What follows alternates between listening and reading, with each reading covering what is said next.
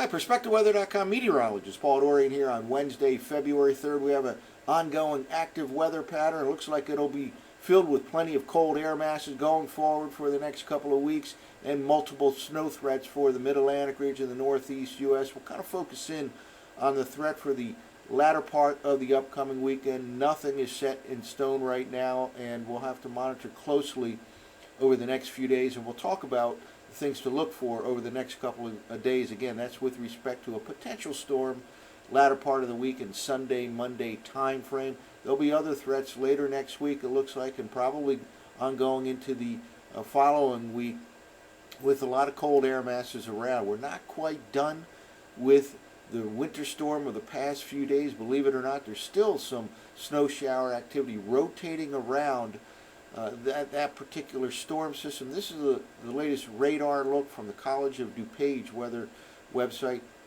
Nice bands of snow moving into and just to the west of the D.C. metro region. Even a dusting of snow earlier this morning in and around the D.C. area, and certainly looks like can be some more snow shower activity in that area over the next few hours. This little area is now dropping into the southeastern part of Pennsylvania with some scattered snow shower activity. Any one of these can produce a quick dusting to a half an inch or so. So again, not quite done with the long-lasting winter storm that has impacted the mid-Atlantic region, northeast U.S. since the latter part of the weekend. Well, let's take a look at last night's 0Z run of the operational GFS, and we're first looking at the upper level vorticity field, the 500 millibar vorticity field. This, again, vorticity maximums in the atmosphere are kind of areas of spin caused by jet streaks in the upper part of the atmosphere, and that translates to areas of upward motion down at the surface level and downward motion just ahead of a moving vorticity maximum. You can have some upward motion down in the lower levels of the atmosphere, which can in turn cause surface low pressure to form, and that is an area that we look for. And the big question for the latter part of the weekend threat is whether a northern stream area of energy in the upper part of the atmosphere will phase with a southern stream vorticity area in time for the production of a strong low pressure system that can have an impact on the mid-Atlantic region. Again, Sunday, Monday time frame. If they do not phase together, storm system may push off to the south and east of the mid-Atlantic region and only have an impact on the southeastern states, but there's still several days to go. Most of the models right now do not have a phasing, but again, several days to go here, so that is certainly still on the table. Let's move forward. All this is the energy associated with the winter storm of the past few days and continuing produce some snow shower activities with all that energy aloft. Let's move forward, though. It finally relinquishes control later on tonight and certainly on Thursday, and this is the forecast map for Thursday afternoon. Notice upstream, another strong wave of energy, and that's associated with an incoming cold frontal system. We'll actually get back to 40 degrees in the D.C., Philadelphia, New York City corridor on Thursday afternoon after another windy and cold day today, and then into the 40s on Friday just ahead of that cold frontal system. And here's that wave of energy come Friday morning. Cold front comes through, can produce some showers, certainly snow showers a possibility late tomorrow night, early Friday morning. More likely to see rain showers midday and afternoon on Friday associated with that cold frontal system. That slides on by here by the upcoming weekend. This is the forecast map now for Saturday morning. We'll get into a colder air mass following the passage of that cold frontal system. And here's one wave of energy down across the southern stream, the southern part of the U.S., and another up across the northern plains, the northern stream of the jet. Will these two phase? And here we go. Let's move forward through the weekend. Here we go. Some energy still down here across the southeastern part of the nation by Sunday morning. And here's that strong wave aloft over the northern stream, the northern part of the U.S. Again, this is a GFS model which does not quite phase these systems together.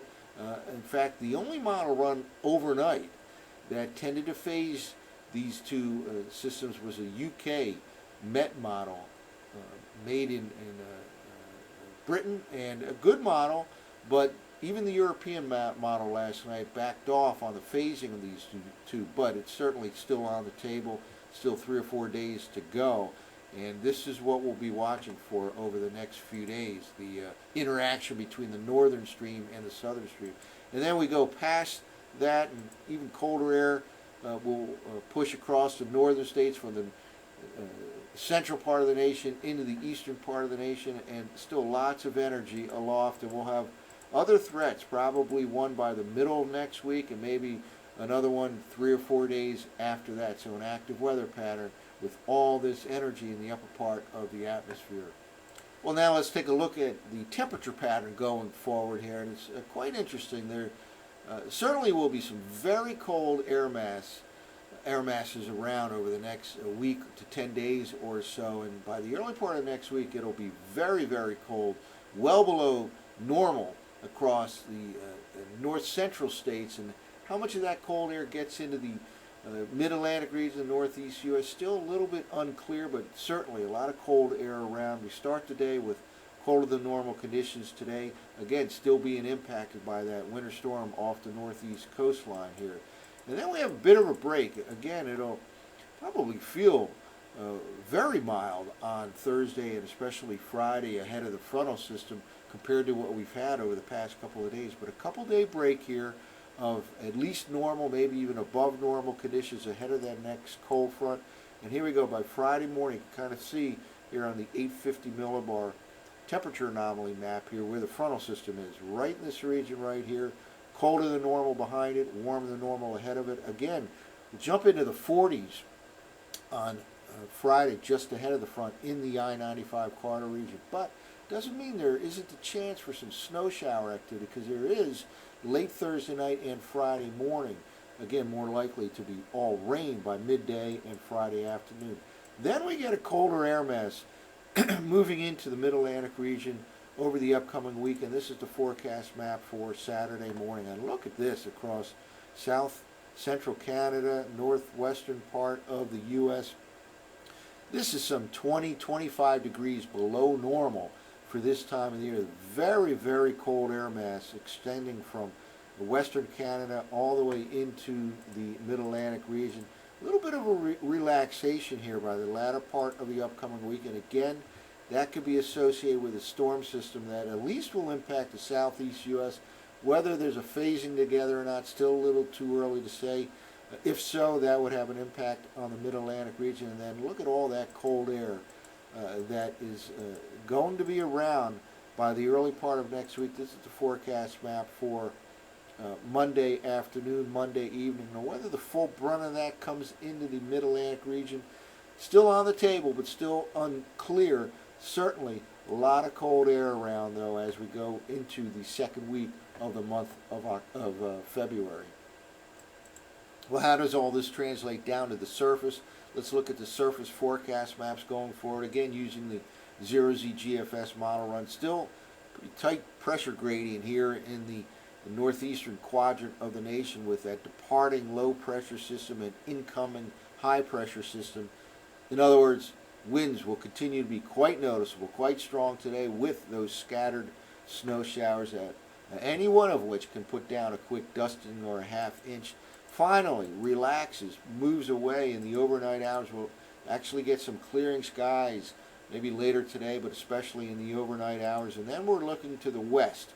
Thursday night forecast map, a strong cold front moving across the upper part of the Midwest, and we can have some rain, sleet, snow showers late tomorrow night, early Friday in the I-95 corridor region from D.C. to Philadelphia to New York City. By the time we get to midday Friday, Friday afternoon, likely to be all rain associated with this cold frontal system. Here we go into the day on Friday, Friday afternoon. That clears the coast by the time we get to Saturday morning. Here's the Saturday morning forecast map. A colder air mass certainly will knock off a few degrees, several degrees by Friday afternoon versus Saturday afternoon. 40s on Friday, 30s on Saturday. Then attention will turn to that northern stream system with a lot of cold air up across the northern plains.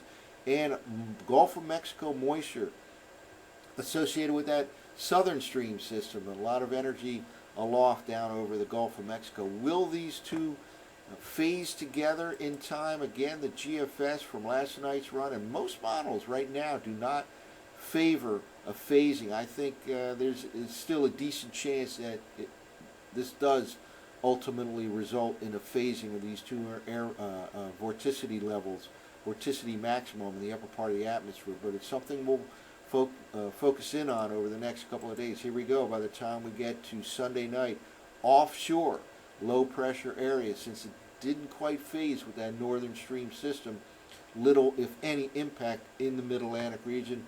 We'll see how that evolves over the next few days, and then we'll have other threats with a lot of cold air around as we get into next week. Look at this, a 1048 millibar high in southwestern Canada. This is brutal cold air centered over the northwestern part of the nation, the northern plains.